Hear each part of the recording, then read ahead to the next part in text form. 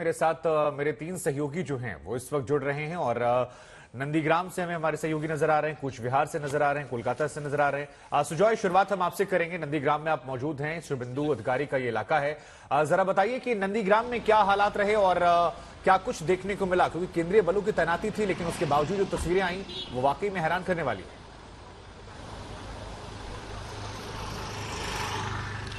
देखिए शुभंकर, जो नंदीग्राम का जो सिचुएशन है, हालात बहुत ही खराब है और इस मुद्दे को लेकर और एलओपी जो अपोजिशन लीडर है वो अभी कलकत्ता जाएगा और इलेक्शन कमीशन के बाहर वो धरने में बैठेगा।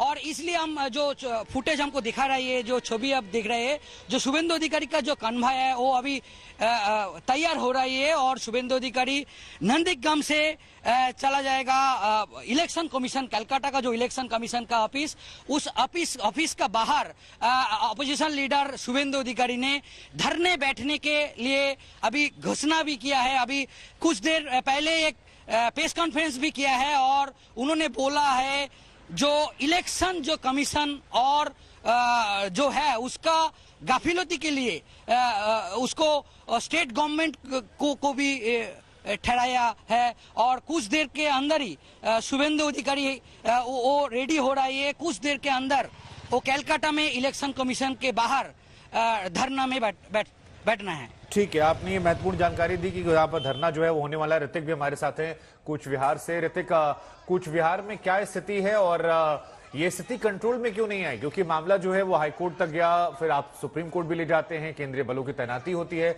लेकिन उसके बावजूद ये तस्वीरें क्यों आई?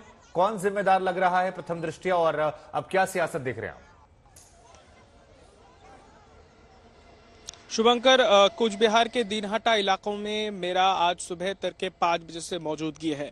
मैं जगह जगह घूम चुका हूं और फिलहाल भी घूम रहा हूं और जिस तरह के मंजर मुझे देखने को मिला है, सबसे ज्यादा मैं जरूर जिक्र करना चाहूंगा ग्राउंड जीरो में जिस तरीके से आभास मुझे मिल पा रहा है कि आज पंचायत चुनाव को लेकर जिस तरीके से तैयारी थी, ढोल नगाड़े पीटे गए और तमाम मशक्कत के बावजूद जिस तरीके से हिंसा की आग फैली, शायद उसका तपिश सबसे ज्यादा कूच बिहार के दीनहाटा से ही महसूस हो पाया है।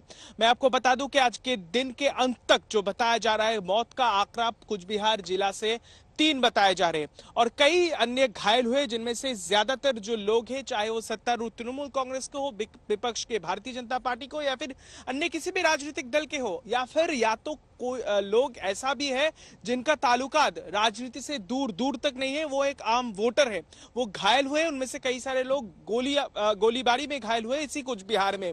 इसका सबसे अहम कारण मैंने जो जिस तरीके से मैंने देखा, ज्यादातर बूथों में केंद्रीय बल की जो मौजूदगी वो ना के बराबर थी। लगातार ये आरोप भारतीय जनता पार्टी और तमाम जो विपक्ष के दल है उनकी तरफ से उठाया गया है और ये स्पष्ट है और ये मैंने देखा भी ज्यादातर पोलिंग बूथ पर और पोलिंग स्टेशन पर जो है, या तो सिविक वॉलंटियर जिनके पास ना तो कोई हथियार है और या तो फिर जो हथियारबंद जो स्टेट पुलिस के जो पुलिस पर्सनल है वो तैनात है, वो भी इक्का दुक्का। और इसी के कारण हमने देखा कि इस तरीके से शायद ज्यादा आग भड़की। मैं जरा समझाना चाहूंगा शुभांकर, पश्चिम बंगाल के जमीनी हकीकत की राजनीति कुछ इस तरीके से है। दरअसल पंचायत चुनाव के दौरान जितना हिंसा होता है वो सिर्फ पोलिंग बूथ तक सीमित नहीं रहता, उससे 1-2 किलोमीटर के दायरे में जितना भी गांव है वहां पर भी ये फैलता है। दरअसल शुरुआत वहीं से होता है। इसी के कारण कूच बिहार के सिताई या फिर दीनहाटा से इस तरीके की छवि हमने हमारे दर्शकों को दिखा पाए हैं कि जहां पर हम देखें लाठी डंडा लिए लोग पोलिंग बूथ पर पहुंच जाते हैं, वहां पर पथराव करते, मारपीट करते, यहां तक कि पोलिंग ऑफिसर को भी बख्शा नहीं जा रहा है।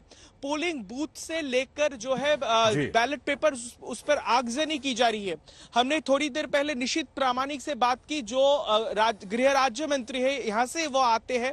उन्होंने कहा कि जिस तरीके से मांग स्टेट चुनाव आयोग की तरफ से की गई थी, निर्देश जिस तरीके से कलकत्ता हाईकोर्ट ने दिया था, उसी तहत जो है केंद्रीय बल की जिस तरीके से जरूरत थी वो यहाँ पर भेजा तो गया है, लेकिन उसे काम में नहीं लगाया गया है, उसे रिजर्व रखा गया, जिसके लिए उन्होंने जिम्मेदार ठहराया है चुनाव आयोग को। दरअसल इस घमासान के बीच पंचायत चुनाव के दौरान कूच बिहार में सबसे ज्यादा हिंसा जो देखने को मिला आज। ठीक है, आप बने रहिए हमारे साथ अनुपम भी हैं। अनुपम, कोलकाता कहा जा रहा है कि शुभेंदु अधिकारी कूच करेंगे इलेक्शन कमीशन के ऑफिस के बाहर।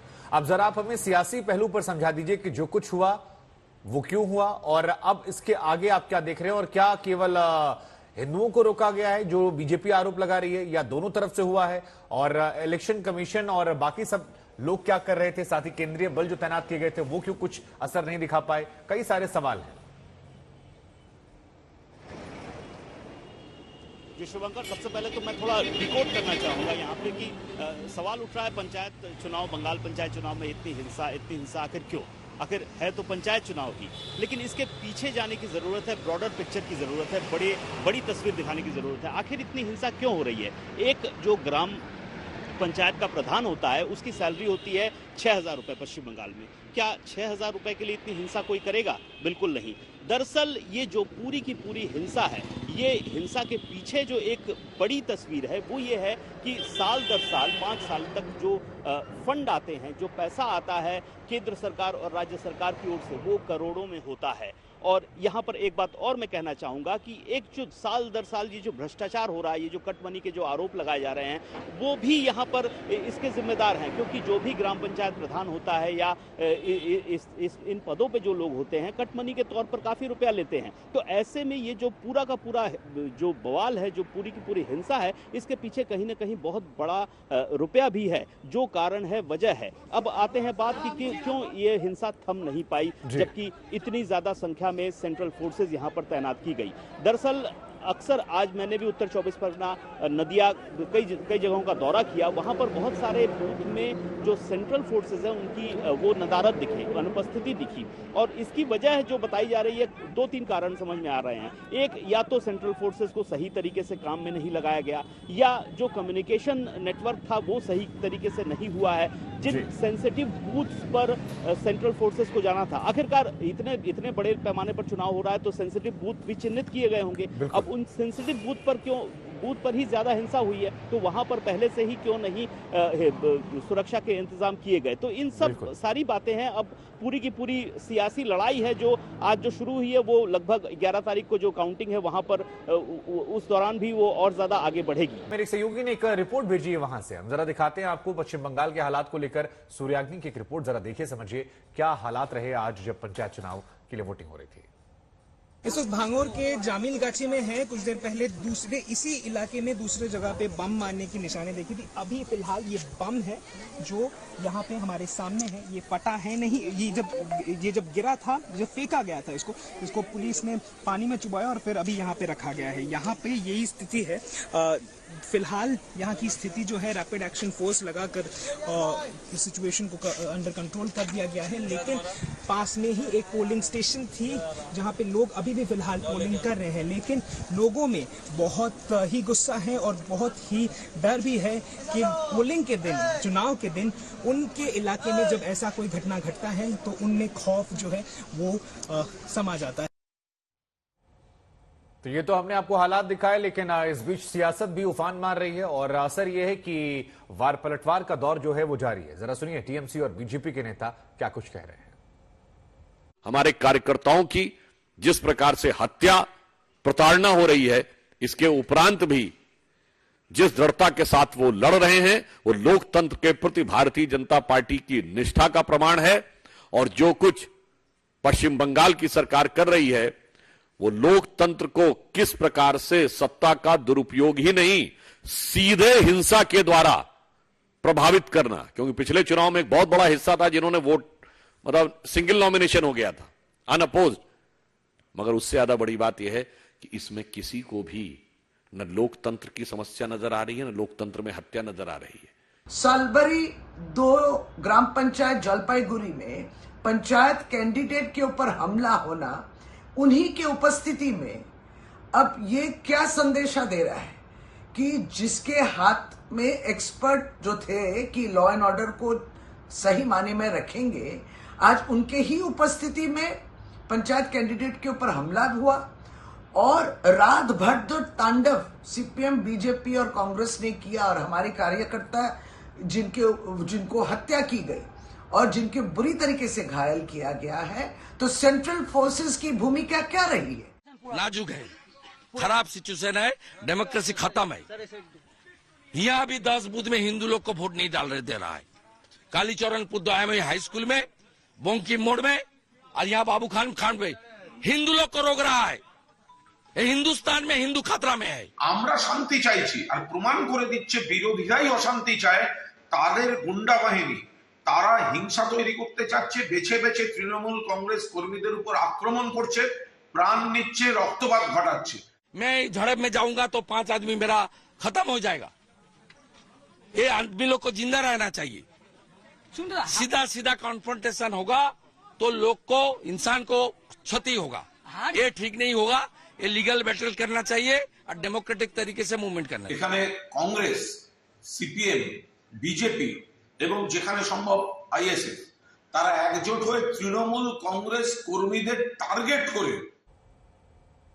तो आपने सुना आरोप प्रत्यारोप का दौर एक दूसरे पर कि हत्या जो हो रही है वो सामने वाला करवा रहा है, हम तो सिर्फ पीड़ित हैं। लेकिन इस पूरे घटनाक्रम पर पश्चिम बंगाल के राज्यपाल क्या कह रहे हैं, हम आपको वो भी सुनाते हैं। They told me about murders happening around them. They told me about goons not allowing them to go to the polling booth. They told me about presiding officers not cooperating with them, not listening to their complaints. I was told that murders are taking place, gunshots are heard, people are beaten to death. These are in stray cases, yes, but even one case where there is bloodshed. Elections must be through ballots, not bullets. This change is to be there. Whenever complaints are received, I convey it to the competent authorities, that is the State Election Commissioner. In all fairness, I can say, I get instant replies from him. If this is happening, then what is the reason? That is something which the entire civil society has to think about. इधर केंद्रीय गृह राज्य मंत्री से भी बातचीत हुई है, उनकी तरफ से क्या कुछ कहा जा रहा है इस हिंसा को लेकर, वो भी सुनाते हैं। हमारे साथ ही गृह राज्य मंत्री निशित प्रामाणिक। सर, जरा बताइए, सुबह से जिस तरीके से कोच बिहार में हम मौजूदा मंजर देख रहे हैं, भारतीय जनता पार्टी के कई सारे कार्यकर्ता को गोली मारी गई है, जो चुनाव चल रहा है जिसको लेकर आप कोर्ट के दहलीज तक पहुंचे थे, फिलहाल मौजूदा हालात क्या है? देखिए, पहले तो मैं ये कहना चाहूँगा कि ये इलेक्शन के नाम पे गणतंत्र का हत्या हो रहा है और ये जो इलेक्शन कमिश्नर है ये पूरी तरह से ये पक्षपात दुष्ट है और टीएमसी का होकर ही काम कर रहा है। पहले दिन से ही हम लोग कह रहे थे कि ऑल पार्टी मीटिंग बुलाने के बाद आप इलेक्शन का जो है कितनी दफा में यानी कितनी फेज में इलेक्शन होगा इसका निर्णय लीजिए। लेकिन इलेक्शन कमिश्नर ने जल्दबाजी करके इतना जो अभी हिंसा का घटना हो रहा है उसी का नतीजा ये है। तो मैं ये कहना चाहूँगा किसी भी इलेक्शन कमिश्नर को पूरी तरह से निष्पक्षता के साथ काम करना चाहिए। मुझे लगता है कि ये चुनाव जो है 3 टायर पंचायत चुनाव, मैं पहले दिन से कह रहा था कि ऐसा करने का जो प्रयास, ये वातावरण बनाने का जो प्रयास ये पहले से ही हो रहा, क्योंकि ममता बनर्जी खुद जब बारूद की स्तूप पर बैठी है तो ऐसा होना पश्चिम बंगाल पर स्वाभाविक है। सेंट्रल फोर्स को लेकर क्या कहेंगे? दिख तो नहीं रहे किसी बूथ पे वो?